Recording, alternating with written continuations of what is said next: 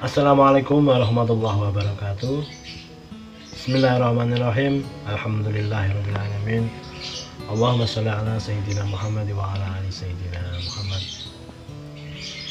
Anak-anak yang saya sayangi, kali ini kita akan membahas sebuah tema fikih prioritas. Apa itu fikih prioritas? Adalah sebuah aturan yang menentukan prioritas dalam kehidupan beragama sehari-hari. Misalnya seperti ini, dalam kehidupan sehari-hari kita biasa dihadapkan dalam dua pilihan atau bahkan lebih beberapa pilihan yang seolah-olah pilihan-pilihan tersebut itu saling bertentangan, sehingga kita dibutuhkan untuk mencari prioritas mana yang lebih kita pentingkan, lebih kita prioritaskan. Misalnya sholat Jumat. Di satu sisi sholat Jumat adalah wajib bagi seorang muslim laki-laki. Di sisi yang lain, kebetulan di daerah tersebut sedang terjadi wabah corona yang melanda, sehingga pemerintah di daerah tersebut menganjurkan untuk meniadakan untuk sementara sholat Jumat di masjid-masjid di daerah tersebut.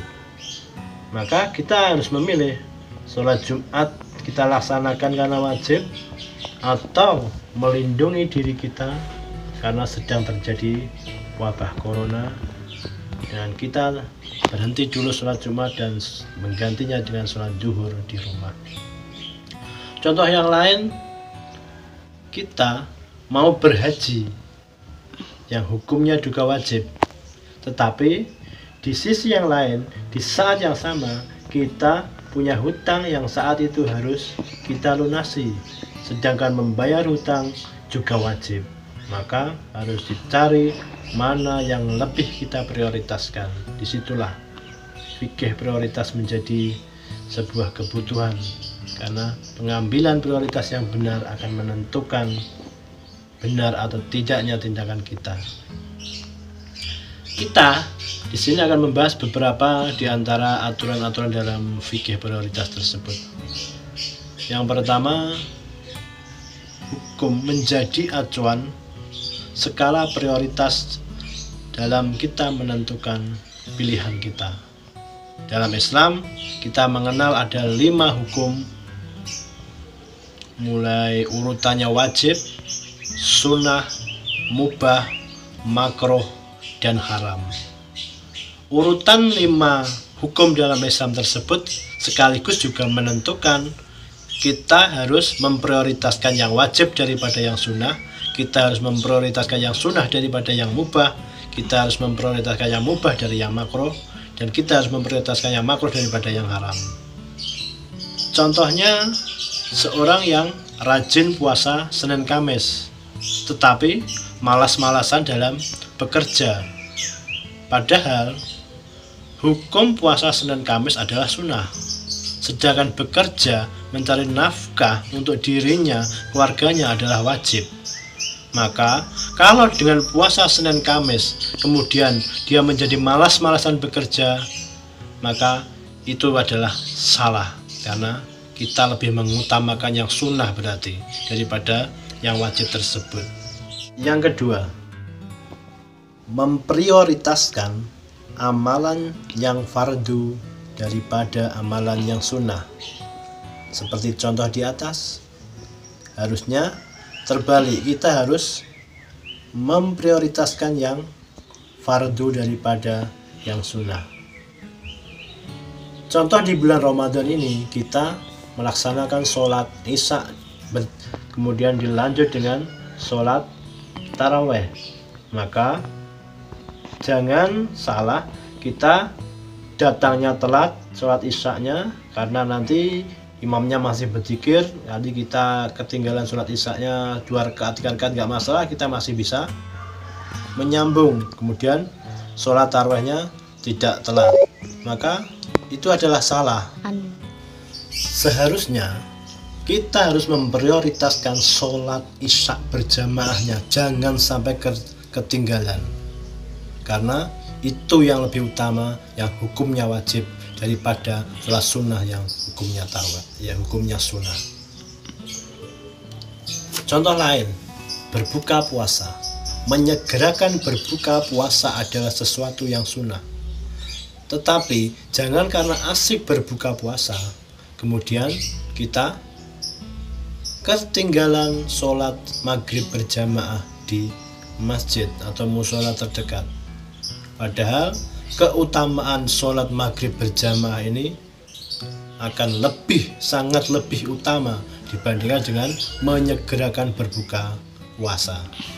Contoh ketiga, ketika imam selesai sholat isya dan sebelum sholat taraweh, maka biasanya imam akan melakukan sholat tarwiyah, sholat ba'diyah ba'da isya sendirian 2 rakaat.